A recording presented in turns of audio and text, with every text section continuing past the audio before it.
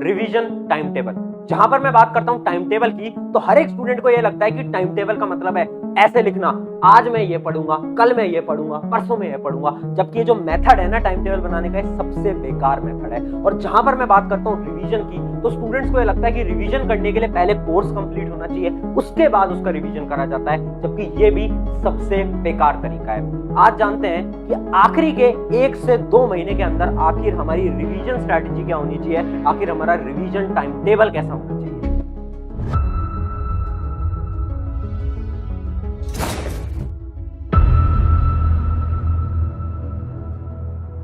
बहुत हो गया time pass.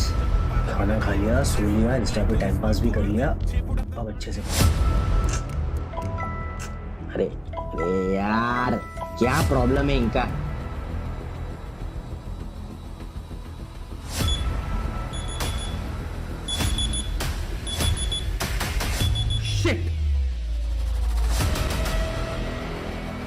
So hi everyone, मेरा नाम है Prashant, mentor of thousands of students preparing for India's toughest exam like IIT JEE, NEET, 10th class board, 12th class board. ऐसे लाखों बच्चों को मैं और मेरी टीम फ्री में गाइड और मेंटोर करती है। यार देखो, आज का जो टॉपिक है ना, वो है रिवीजन टाइम टेबल। देखो अब ना बोर्ड्स की डेट आ चुकी है, बोर्ड्स बहुत नजदीक है, 1 से 1.5 महीने के अंदर एग्जाम है, जेई का एग्जाम नजदीक है, नीट का एग्जाम नजदीक है, और जितने भी एग्जाम होते हैं बड़े बड़े सारे एग्जाम नजदीक हैं। तो आज के टाइम पर ना आपको अब रिवीजन स्ट्रैटेजी और उसके साथ साथ रिवीजन टाइम टेबल जानना पड़ेगा। अब देखो, इस वीडियो को ना एक स्टोरी के साथ स्टार्ट करते हैं। ये स्टोरी है मेरी खुद की। यार जब मैं 12th क्लास में था ना, तो मैं स्कूल जाता था, 12th बोर्ड का टाइम था और कुछ टाइम बचा था। और उस टाइम पर ना हमारी क्लास का एक टॉपर स्टूडेंट, जो कि हर बार क्लास में अच्छे मार्क्स ला रहा है, इवन 11th क्लास में भी उसने बहुत अच्छा नंबर स्कोर करे, जिससे कि हर एक टीचर को उम्मीद थी कि यार ये तो 98 प्लस लाएगा, 95 प्लस लाएगा 12th बोर्ड के अंदर। बट आखिरी के 1 से 1.5 महीने के अंदर कुछ मेडिकल इश्यूज आए, कुछ पेरेंट्स से कुछ इश्यूज आए उसके, जिस कारण वो पढ़ नहीं पाया, जिस कारण वो चीजों को रिवाइज नहीं कर पाया, और उसका रिजल्ट केवल और केवल 82%। ये क्यों हुआ? ये इसलिए हुआ क्योंकि यार उसने पढ़ा तो सब था, पर वो आखिरी के टाइम में रिवाइज नहीं कर पाया। और वहां पर मुझे समझ आया importance of revision, importance of making time table. क्योंकि यार अगर आखिरी के समय पर तुम रिवीजन और टाइम टेबल नहीं बना रहे हो, इसका मतलब है कि जो भी एग्जाम की तुम उम्मीद लेके सोचे हो ना, वो नहीं हो पाएगा, वो नहीं हो पाएगा। अब जहां पर मैं बात करता हूं टाइम टेबल की, तो हर एक स्टूडेंट को ये लगता है कि भैया टाइम टेबल का मतलब क्या है। टाइम टेबल का मतलब देख लेते हैं। सभी स्टूडेंट को ये लगता होगा, हाँ या ना में मुझे कमेंट में जवाब देना। सबको ये लगता होगा कि भैया जैसे 1 जनवरी से मैं स्टार्ट कर रहा हूं पढ़ना, तो 1 जनवरी को मैं चैप्टर नंबर 1 करूंगा, 2 जनवरी को मैं चैप्टर नंबर 2 करूंगा, और ऐसे लिखते रहोगे। और उसका मतलब होता है टाइम टेबल बनाना। तुम्हें भी ये लगता है ना आज तक कि ऐसे ही तो बनता है टाइम टेबल? हाँ, ऐसे ही बनता है टाइम टेबल, बट आज हम बात कर रहे हैं रिवीजन टाइम टेबल की। देखो, अगर तुम्हें लास्ट के टाइम पे फोड़ना है ना, अब तुम्हारे पास 1 से 1.5 या 2 महीने के अंदर तुम्हें उस एग्जाम को क्रैक करना है ना, तो टाइम टेबल अगर ऐसे बनाओगे तो कुछ नहीं हो पाएगा। क्यों नहीं हो पाएगा भैया? इसमें क्या गलत है? बताता हूँ, समझाता हूँ, ध्यान से समझना। अब देखो होगा क्या, तुम्हें पूरा का पूरा टाइम टेबल लिख दोगे। अब कभी कभार क्या होगा, तुम्हारे दोस्त की बर्थडे पार्टी होगी, तुम्हारे चाचा के लड़के की शायद शादी हो रही होगी, उसमें तुम चले जाओगे। अब इमेजिन करो 2 जनवरी को कोई आपका फंक्शन हो गया और आप 2 जनवरी का टाइम टेबल फॉलो नहीं कर पाए। अब क्या होगा? अब तुम स्ट्रेस में आ जाओगे और तुम सोचोगे यार ये क्या हो गया, मैंने तो पूरा टाइम टेबल बनाया था, पूरे मंथ का टाइम टेबल बनाया था, अब मेरा एक दिन खराब हो गया तो मेरा पूरा टाइम टेबल बिगड़ गया। और फिर तुम डिप्रेशन में आ जाओगे और ये टाइम टेबल जो है वो धरा का धरा रह जाएगा और तुम इसको बिल्कुल नहीं फॉलो करोगे। होता है ना सबके साथ। देखो यार, ये जो टाइम टेबल्स होते हैं ना ऐसे वाले, पूरे पूरे 1 मंथ के, 1 वीक के, वो जो टाइम टेबल तब काम आते हैं जब आपके एग्जाम में काफी टाइम है। इमेजिन करो 6 महीने, 1 साल आपके एग्जाम में है, हाँ, तो आप ऐसा टाइम टेबल बनाइए। इसके ऊपर मैं एक वीडियो भी बना चुका हूं, वो देख लीजिएगा। बट अगर आपके एग्जाम को कम टाइम है ना, तो भैया ये टाइम टेबल नहीं चलेगा। इस टाइम टेबल से तुम्हें डिप्रेशन होगा, एंजाइटी होगी और तुम्हारा एग्जाम बिगड़ जाएगा। तो इसका एक सोल्यूशन बताएंगे अभी बाद में। अब एक दूसरी प्रॉब्लम डिस्कस कर लेते हैं, रिवीजन। अब देखो, जैसे ही मैं बात करता हूँ रिवीजन की, तो बच्चों को क्या लगता है भैया रिवीजन का क्या मतलब है? देखो मुझे बताना, क्या तुम्हें भी ये लगता है रिवीजन का मतलब? रिवीजन का मतलब होता है सबसे पहले कि भैया हम क्या करेंगे, कोर्स कंप्लीट करेंगे। सबसे पहले क्या करेंगे, हमारा एक कोर्स है, नंबर 1 प्रोसीजर क्या है, कोर्स कंप्लीट कर लेंगे हम। उसके बाद क्या करेंगे, जब भैया पूरा कोर्स कंप्लीट होगा उसके बाद रिवीजन करेंगे, हाँ या ना? उसके बाद भैया हम मॉक टेस्ट या फिर सैंपल पेपर, या फिर जो भी तुम्हारा sample paper, online sample paper, जो भी तुम प्रैक्टिस करते हो, उसके बाद तुम प्रैक्टिस करोगे। क्या यही है सबके लिए? हाँ भैया, रिवीजन का मतलब तो यही होता है ना? अरे नहीं मूर्ख, ये सबसे बड़ी बेवकूफी है तुम्हारी। आज तक तुम्हें ये लगता आ रहा था कि रिवीजन का मतलब है कोर्स कंप्लीट करो, रिवीजन करो, मॉक टेस्ट दो। नहीं, ऐसा नहीं होता भैया। अब इसमें प्रॉब्लम कहां है? इसमें प्रॉब्लम है यहां पर, स्टेप नंबर 1 पे। इंडिया के अंदर तुम किसी भी कॉम्पिटिटिव एग्जाम की प्रिपरेशन कर रहे हो, मैं तुम्हें गारंटी से कहता हूं केवल 0.1% स्टूडेंट होते हैं जिनका कोर्स कंप्लीट हो पाता है। किसी भी कॉम्पिटिटिव एग्जाम की तैयारी करो, जेई, नीट, यूपीएससी, केवल 0.1% बच्चे होते हैं जिनका की कोर्स कंप्लीट हो पाता है। क्यों? क्योंकि कोर्स इतना बड़ा है। तो इसका मतलब है जो तुम्हारा पहला स्टेप है ना, ये फुलफिल नहीं हो पाएगा। ट्राई करके देख लो, आगे के 1 महीने में तुम कोर्स ही कंप्लीट नहीं कर पाओगे। और अगर तुम 10th या 12th के स्टूडेंट हो तो शायद तुम इस स्टेप को पूरा कर लो, बट उतने अच्छे लेवल से तो तुम भी नहीं कर पाओगे, ये बात तुम्हें भी पता है। और फिर सेकंड मेथड क्या आता है? रिवीजन। अब जब कोर्स ही पूरा नहीं हुआ तो तुम्हें एक डिप्रेशन रहेगा कि यार कोर्स पूरा नहीं हुआ, रिवीजन कैसे करें। और उसके बाद जब तुम रिवीजन कर लोगे तो तुम्हारे पास मॉक टेस्ट का टाइम ही नहीं होगा। और किसी भी टॉपर से पूछ लेना, किसी भी एग्जाम से, इवन इंडिया के टफेस्ट एग्जाम यूपीएससी का भी कोई टॉपर होगा ना, उससे भी पूछ लेना, वो भी तुम्हें एक चीज बताएगा, यार मॉक टेस्ट जिसने नहीं दिए ना वो एग्जाम नहीं कर सकता। नहीं, सैंपल पेपर जिसने प्रैक्टिस नहीं करे उसका कुछ नहीं हो सकता। फिर वो 98-99% लाने के सपने ना ही देखे तो ही बढ़िया है। तो आई होप कि तुम समझ पा रहे होगे कि ये जो हमारी 3 स्टेप प्रोसेस है ना, रिवीजन का मेथड, ये सबसे बेकार मेथड है। तो हमें 2 गलतियां पता चली। सबसे पहले हमें टाइम टेबल बनाना नहीं आता, दूसरी चीज हम रिवीजन गलत तरीके से कर रहे हैं। तो भैया इस रिवीजन को करा कैसे जाए? सोल्यूशन बताओ भैया प्रशांत भैया, सोल्यूशन कहां है? सोल्यूशन यहां पर है, देखते हैं। अब ये जो प्रोसीजर है ना, इसको हमें थोड़ा सा घुमाना पड़ेगा। कैसे घुमाएंगे ध्यान से देखना। हम क्या करेंगे, हम सबसे पहले फोकस ही नहीं करेंगे इस नंबर पे। हमें सिलेबस कंप्लीट ही नहीं करना। हमें क्या करना है, केवल 90% सिलेबस कंप्लीट करो। जितना भी है आप 90% सिलेबस कंप्लीट करो। इमेजिन करो आप क्लास 12th के बोर्ड एग्जाम देने वाले हो, 90% सिलेबस कंप्लीट कर लो। 90% सिलेबस है ना, और वो 90% इंपॉर्टेंट चैप्टर होने चाहिए। आप सभी को अभी तक पता होगा आपके एग्जाम के लिए कौन सा चैप्टर कितना इंपॉर्टेंट है। तो 90% कवर कर लो, ठीक है, 10% छोड़ दो। अब क्या, अब इसके बाद स्टेप नंबर 2 पे नहीं जाना, रिवीजन पे नहीं जाना। अब डायरेक्टली तुम्हें जंप मारनी है कहां पर? Step number 3, mock test sample paper. भैया ये क्या कह रहे हो, रिवीजन नहीं करना? अरे नहीं करना, ध्यान से समझना। तुझे क्या करना है, सबसे पहले तूने 90% सिलेबस कंप्लीट करा। सेकंड स्टेप तूने क्या उठाया? सेकंड स्टेप तूने उठाया डायरेक्ट सैंपल पेपर। आखिरी का टाइम है, आखिरी के टाइम की स्ट्रैटेजी बता रहा हूँ, 1 से 2 महीने के अंदर की। ध्यान से समझना। अब तुमने रिवीजन नहीं करा, तुमने डायरेक्टली मॉक टेस्ट दिया। अब जब तुम मॉक टेस्ट दोगे, तुम सैंपल पेपर प्रैक्टिस करोगे, तो तुम्हें समझ आएगा कि तुम्हारे वीक पॉइंट्स क्या हैं। इमेजिन करो कोई 10th क्लास का बच्चा देख रहा है, उसके साइंस के उसे वीक टॉपिक्स पता चलेंगे कि भैया इलेक्ट्रिसिटी में मुझे ये नहीं आता, भैया मुझे हेरिडिटी में ये नहीं आता। दिमाग चमकेगा उसका, दिमाग चमकेगा, उसे समझ आएगा कि यार मेरा ये पॉइंट वीक है, भैया मेरी मैथ तो बहुत ही वीक है। कैसे पता चलेगा? मॉक टेस्ट देकर, मॉक टेस्ट देकर। तो हमें क्या करना है, डायरेक्टली जंप मारनी है स्टेप नंबर 3 के ऊपर। मॉक टेस्ट दिया, एनालाइज करा, पता चला कि अच्छा यार ये वाले टॉपिक्स मेरे वीक हैं। अब क्या करना है, उन सारे टॉपिक्स को जो कि तुम्हें लगते हैं तुम्हारे वीक हैं, उन सारे चैप्टर्स को जो कि तुम्हें लग रहा है मॉक टेस्ट देने के बाद तुम्हारे वीक हैं, जिन पे तुम्हें और पढ़ाई करनी चाहिए, उनको एक पेपर पे लिख लो, सारे के सारे। जैसे कि ऊपर हेडिंग मार लो पेपर के ऊपर, साइंस है ना, और उसको लिख लो यहाँ पर कि भैया ये पहला है, ये दूसरा है। ऐसे सारे के सारे टॉपिक्स लिख डालो जो कि तुम्हें लगता है कि तुम्हें और प्रैक्टिस करने चाहिए, वो तुम्हें मॉक टेस्ट से पता चल जाएगा। अब क्या करोगे, अब तुम आओगे स्टेप नंबर 2 पर। स्टेप नंबर 2 क्या था? रिवीजन। अब तुम करोगे केवल और केवल इन का रिवीजन। इससे क्या हुआ, सबसे पहले हमें कोर्स कंप्लीट नहीं करना पड़ा, तो हमारा वहां से टाइम बच गया। दूसरी चीज, हमें सब कुछ रिवाइज नहीं करना पड़ा, हमें केवल वो रिवाइज करना है जो कि हमारा वीक है। जो भाई स्ट्रॉन्ग है उसको रिवाइज करके क्या करोगे? व्हाट इज करंट इलेक्ट्रिसिटी, ये तो सबको आता है। करंट इलेक्ट्रिसिटी के न्यूमेरिकल्स, वो तो सबको आते हैं। भाई वो रिवाइज करो ना जो कि तुम्हें नहीं आता। वो कैसे पता लगाएंगे? मॉक टेस्ट से। अब हमने क्या करा, हमने वो सारे लिख लिए और फिर हमने पढ़ना स्टार्ट किया और इन सबको रिवाइज करना स्टार्ट किया। अभी बताऊंगा रिवाइज कैसे करना है, सारी चीजें, अभी टेंशन मत लो।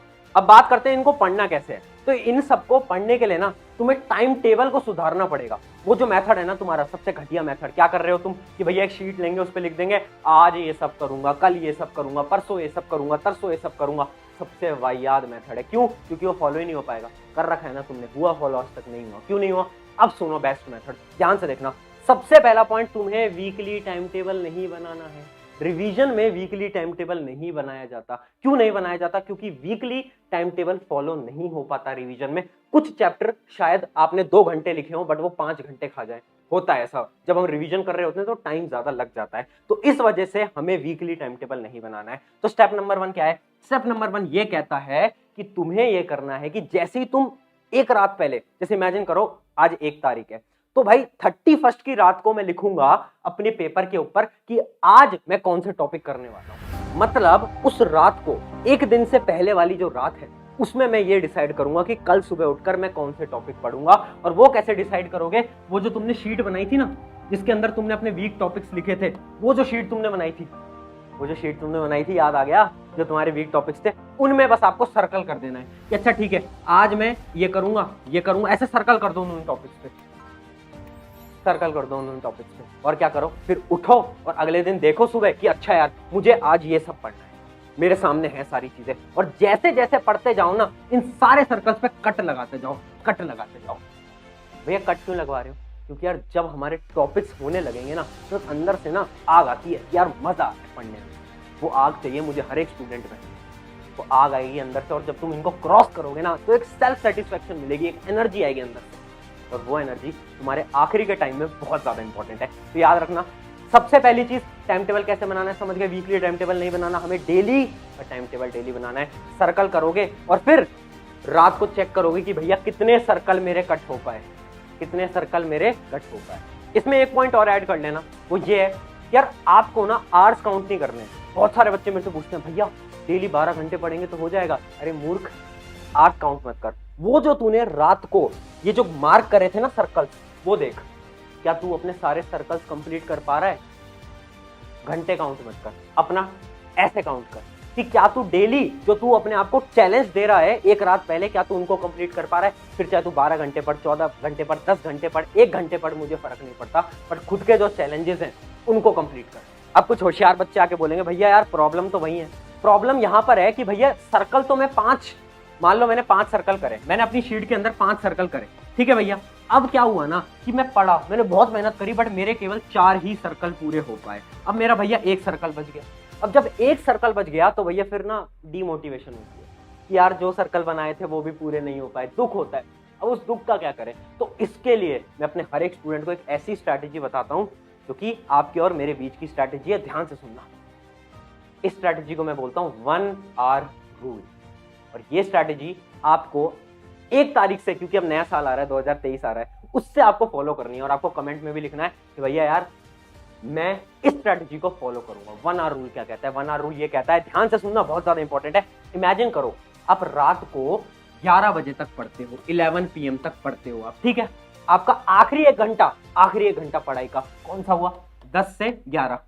या फिर कोई बच्चे हैं जो कि 3 बजे तक पढ़ते हैं, 3 AM तक, तो उसका आखिरी घंटा क्या हुआ? उसका आखिरी घंटा हुआ 2 से 3 वाला, है ना।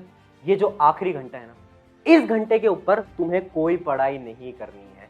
क्या बोल रहे हो भैया, पढ़ाई नहीं करनी? हाँ, पढ़ाई नहीं करनी है। ये मैं इसलिए बोल रहा हूं क्योंकि जब तुम टाइम टेबल बनाओगे या फिर जब तुम वो सर्कल लगाओगे, तो हर रोज एक टॉपिक तो बचता है, हर रोज एक ऐसा टॉपिक होगा जो कि तुम नहीं पढ़ पाओगे। हाँ भैया, बात तो सही है। इमेजिन करो 5 टॉपिक दिया आपने, तो एक टॉपिक तो बचेगा। उस एक टॉपिक का क्या करना है? उस एक टॉपिक का ये करना है, वो जो आखिरी 1 घंटा है ना, जो आपके सोने से पहले का 1 घंटा होता है, उसमें अपने आप को कोई टास्क मत दो, खुद को कोई टास्क मत दो टास्क। क्या होगा उससे? कुछ नहीं।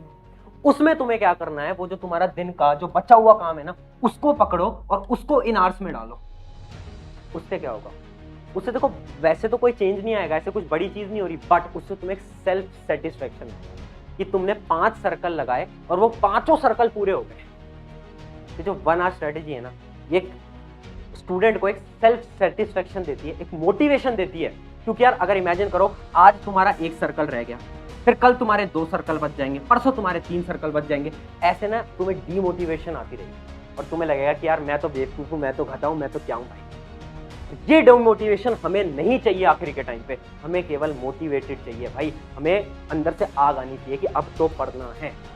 इसके लिए हम क्या करेंगे? 1 आवर स्ट्रैटेजी को फॉलो कर रहे होंगे और यही आपका चैलेंज है कि भैया 2023 में ना अब आग लगानी है। अब बोर्ड के एग्जाम नजदीक है, सारे एग्जाम नजदीक है, अब ऐसा पढ़ना है कि आज तक नहीं पढ़े हो, ऐसा पढ़ना है। उसके लिए क्या करेंगे? हम इस चीज को फॉलो करेंगे। जो जो तैयार है कमेंट में जरूर लिखना, हाँ जी भैया ये वाली स्ट्रैटेजी 1 आवर रूल को मैं फॉलो करने वाला हूं। आई होप कि तुम्हें समझ आ गया होगा रिवीजन और टाइम टेबल कैसे बनाया जाता है, रिवीजन कैसे करना है, टाइम टेबल कैसे करना है, और ये आखिरी के टाइम के लिए मैंने बनाया है। अगर तुम्हारे एग्जाम में भी बहुत टाइम है, 1 साल है, तो तुम्हारे लिए एक पूरी लॉन्ग वीडियो बना रखी है, एक रिवीजन पे, एक टाइम टेबल पे, वो तुम दोनों देख सकते हो, मैं लिंक डिस्क्रिप्शन में डाल दूंगा। अब एक 1-to-1 स्ट्रैटेजी बताऊंगा, थोड़ा सा नजदीक आ जाओ।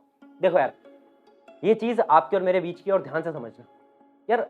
अब ये जो तुम्हारा टाइम है ना, इस टाइम पर ना तुम्हें एक काम करना है, वो काम है एक नया YouTube चैनल बनाना, ठीक है? और उस चैनल पे केवल उन लोगों को फॉलो करना है जो कि तुम्हारे स्टडी रिलेटेड वीडियोस डाल रहे हैं। व्लॉग्स नहीं देखने, अब भैया छोड़ दो यार, बहुत व्लॉग्स देख लिए आपने, बहुत बड़े बड़े यूट्यूबर्स के व्लॉग्स वगैरह सब कुछ देख लिया आपने, यूट्यूब शॉर्ट्स बहुत चला ली भैया, अब नहीं चलानी।